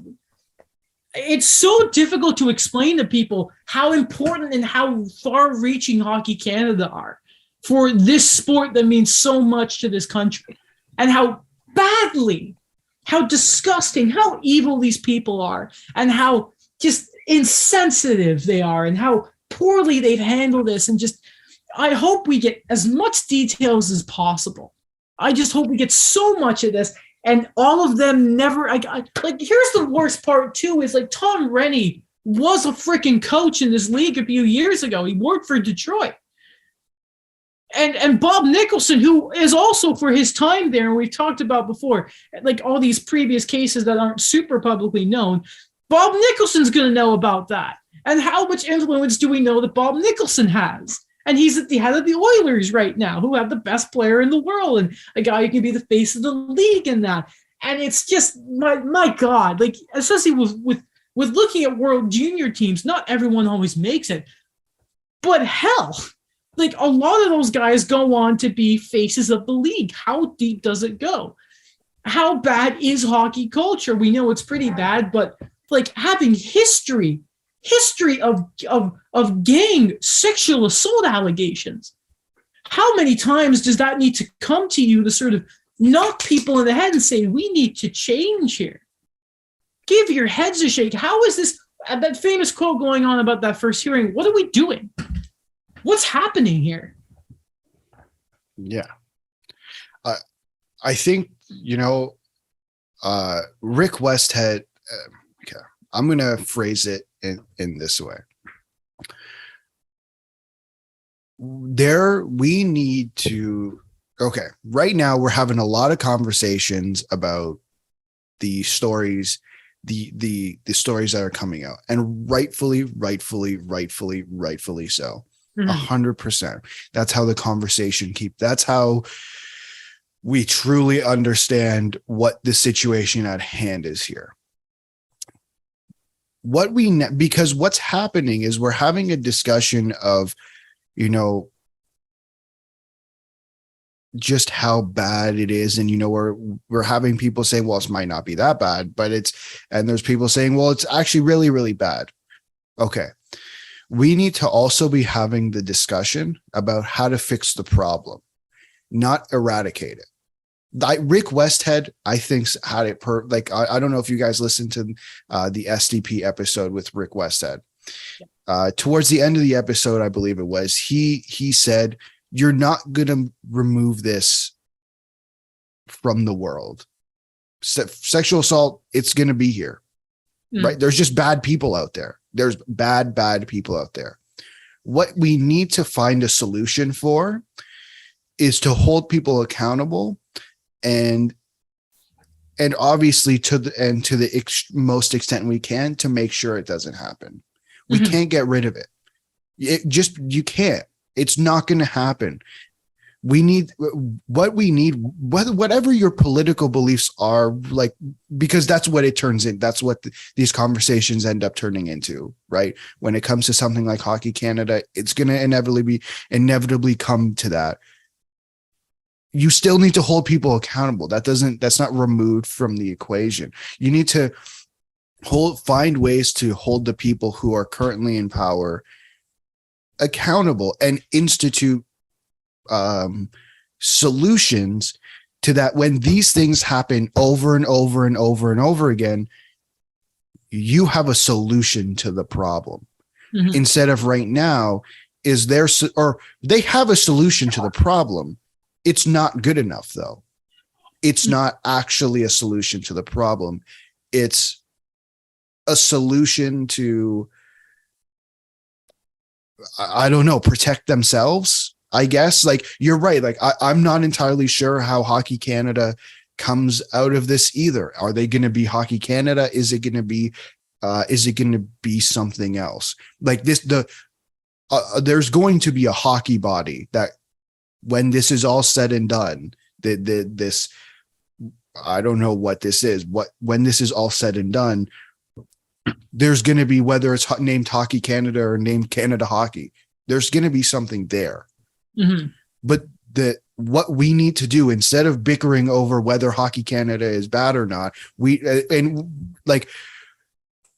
need to find a way to essentially Hockey Canada needs to be transparent, and Hockey Canada needs to be held accountable. Those are the two biggest things that we need to figure out right now. Mm-hmm. And we haven't figured it out. We can, and talking about and I'm not saying we should stop talking to people who have gone through these horrible things. We need to keep talking about them, but we also need to be having the discussions of exactly what we were talking about. What is next for Hockey Canada? Because what the pattern that has gone on is not good enough. It's not. Mm-hmm. We need to find the solution to the problem, and we have not found it yet. And bickering over this and that is not going to do anything. We all know it's bad. Mm-hmm. I think this is the most we've come together as a hockey community over something. 100%. So instead, there's a problem here. Let's figure it out. Mm-hmm. Let's find the solution. Mm-hmm. Where we can hold people accountable and we can make sure that they're transparent. Because I get it. It's a cheesy saying, but they get tax dollars, right? Yes. All of a sudden we don't care about, like, why isn't that, like, don't you think we should know a lot more about what's going on in there than what's currently happening? I don't see why this is any different than where other tax dollars go. Don't we want to know that stuff? Don't people care about that? I don't know how they kept the secret multi-million-dollar fund quiet. That's a big thing about, you talk about transparency. That's what we need to. How does millions of dollars just sort of go like, hey, here you go? That's what's stunning to me. How do we not? I don't know what their annual, obviously what the operational budget of Hockey Canada is, but no matter what, I want to know where millions of dollars are going. Like, we're not talking about top secret information, like top secret geopolitical information here. We're talking about things that are going on within. We're talking about things. I almost went on a tangent. We're talking about things that go on within the country in probably one of the most, if not the most popular thing in the country. Mm-hmm. Anything else? Sorry, go ahead. No, I'm like, just don't people care about that? I don't know. Maybe it's just me. Anything else you want to add, Danny, before we wrap up? You guys really said a lot already. A lot of reflection on what's going on. A lot more of the details are going to come out, especially, I think, the player names for the 2018 incident. Oh, yeah. So we'll just keep following this. But again, for anyone listening, I apologize for the amount of energy I've given the World Juniors on this podcast. Dan, you don't need to apologize. You don't need to apologize. You didn't know. You didn't. I don't know. I don't know how exactly they're gonna go out, like a month's time of the World Juniors and be like, here we go, guys. I'm very interested to see what they're gonna do. Can I add one thing? Sure. I think it's important when all this information comes out, is to not overreact. And these are some horrible things that are going on. And I get it. Everyone's first reaction is going to be, everyone should be fired, burn this thing to the ground. but that doesn't end up producing the best results.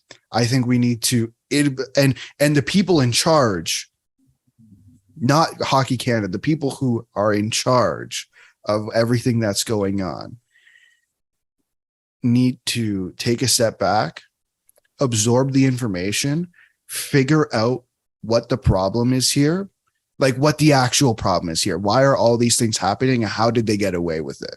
And find the solution. Because if you just burn it down and try to build it up again, chances are probably not going to be the best quality of building. That's what I'll add. All right. Well, I think we can leave it there for today. Again, as we get more details and guys like Westhead and Strain come out more and more, then we'll keep talking about it. Until then, though, thank you for watching. Again, check out all the people covering it and not all of it. Don't let it go quiet just because it's the off season now, because it's just as important as if Nazem Kadri signs or anyone like that or any sort of trade. So we will see you next time, and thank you for listening.